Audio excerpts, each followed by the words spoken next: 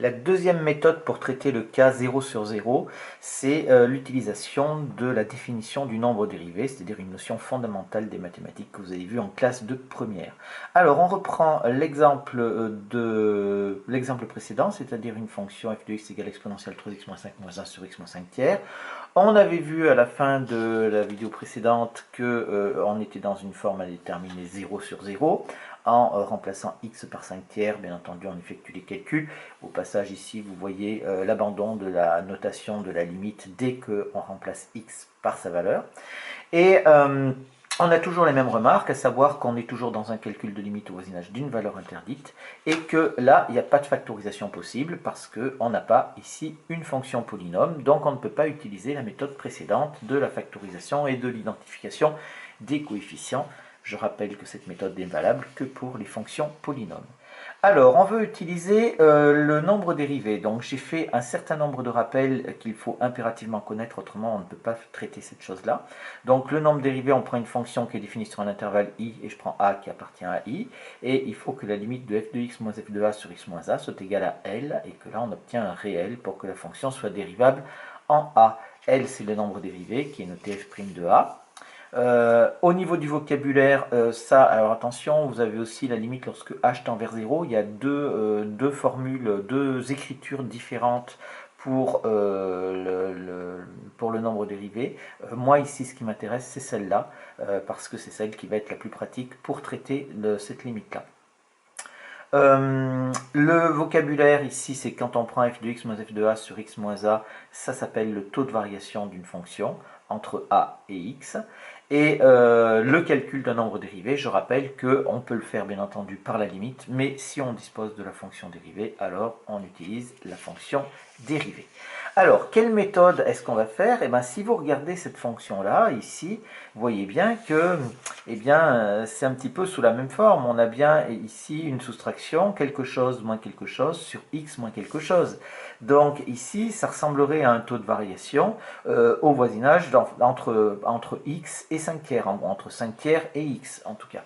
Et donc, qu'est-ce qu'on va faire? La méthode, elle va être la suivante, c'est-à-dire qu'il faut écrire la fonction f sous la forme d'un taux de variation d'une fonction g qui va être définie et dérivable en 5 tiers. Ça, c'est important parce qu'on va utiliser une fonction auxiliaire, donc une fonction g, qui, elle, est définie en 5 tiers, alors que notre fonction f, au départ, on avait dit que 5 tiers était une valeur interdite, et donc elle n'était pas définie en 5 tiers. Donc, faites attention de ne pas confondre la fonction f et la fonction g. Alors ici, il se pose bien entendu une question fondamentale, c'est comment choisir la fonction g. Comment choisir la fonction g? Alors moi, il existe plusieurs façons, je vais vous en donner une ici qui vous permettra de régler ça. Réponse. Eh bien, qu'est-ce qu'on va faire? Eh bien, on prend tout simplement, on prend tout ce qui contient des x, tout ce qui contient des x au numérateur.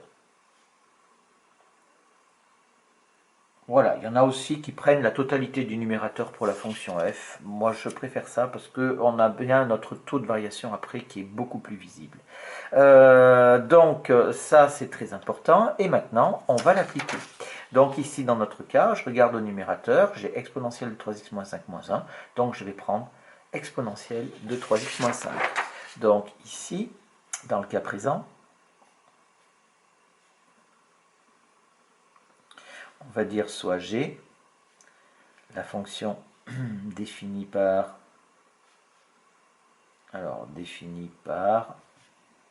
g de x est égal à exponentielle de moins 3x, de 3x moins 5. Pardon, j'ai mis un moins qui n'existe pas.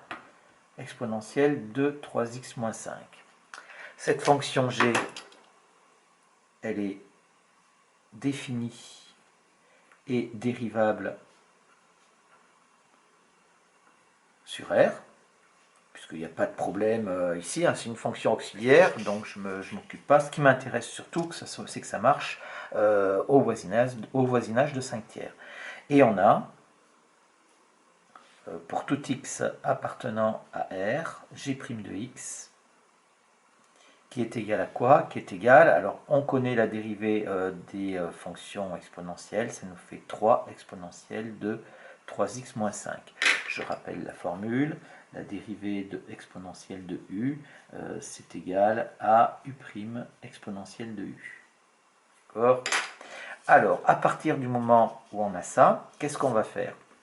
On a alors, eh bien, je vais calculer g de 5 tiers. G de 5 tiers qui est égal à quoi pour ma fonction g? J'ai donc exponentielle de 3 fois 5 tiers moins 5, c'est-à-dire exponentielle de 5 moins 5, c'est-à-dire exponentielle de 0, c'est-à-dire 1. On peut donc écrire, eh bien, je vais reprendre ma fonction f. On peut donc écrire la fonction f de x qui est égale, je la reprends, exponentielle de 3x moins 5 moins 1 sur x moins 5 tiers, qui va être égal, eh bien, on reconnaît ici exponentielle de 3x moins 5, c'est quoi? C'est g de x. Moins 1, je viens de le calculer, c'est g de 5 tiers, sur x moins 5 tiers. Et là, on reconnaît le taux de variation. On reconnaît le taux de variation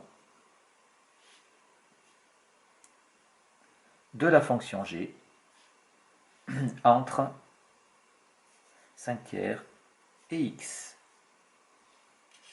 Et voilà, j'ai quasiment terminé. Il ne me reste plus qu'à calculer la limite. On a donc limite lorsque x tend vers 5 tiers de f de x est égal à la limite lorsque x tend vers 5 tiers de g de x moins g de 5 tiers sur x moins 5 tiers. Et ça, c'est égal à quoi? Eh bien, c'est égal à g' de 5 tiers. Et c'est donc égal, je prends donc ma fonction g', elle est où? Elle est ici. Ça nous fait donc 3 exponentielle de 3 fois 5 tiers moins 5, ce qui nous fait est égal à 3 exponentielle de 0, c'est-à-dire 3 conclusions. Je le reprends ici, histoire d'avoir quelque chose de bien net. Limite, lorsque x tend vers 5 tiers de f de x est égal à 3. Voilà comment est-ce qu'on utilise le taux de variation. Donc on part d'une fonction f, je récapitule parce que c'est très important, et c'est une technique qui permet de faire beaucoup de choses. On part d'une fonction avec un cas indéterminé 0 sur 0, puisqu'on fait la limite en une valeur interdite et qu'on a calculé le numérateur et le dénominateur qui tendaient vers 0 tous les deux. Et on remarque que ça ressemble à quelque chose comme un taux de variation. Donc on essaie de l'écrire sous la forme d'un taux de variation. On choisit notre fonction g. Attention, ça c'est très important, les questions-réponses, parce que c'est vraiment la question qu'on se pose. Comment est-ce qu'on va choisir notre fonction g? Donc on choisit notre fonction g en gardant tout ce qui contient des x au numérateur. On a donc pris g de x égale exponentielle de 3x moins 5. On calcule g' de x, on l'a choisi défini et dérivable bien sûr. On calcule g' de x, on calcule g de 5 tiers et on réécrit notre fonction f sous la forme d'un taux de variation de la fonction. Et après, une fois qu'on a reconnu le taux de variation, on passe au calcul de la limite et on dit que, d'après la définition de la dérivabilité d'une fonction en a, ici en l'occurrence en 5 tiers, eh bien la limite de cette chose-là, ça va être le nombre dérivé de la fonction g en 5 tiers. On calcule grâce à la fonction dérivée et on a réussi à trouver notre limite.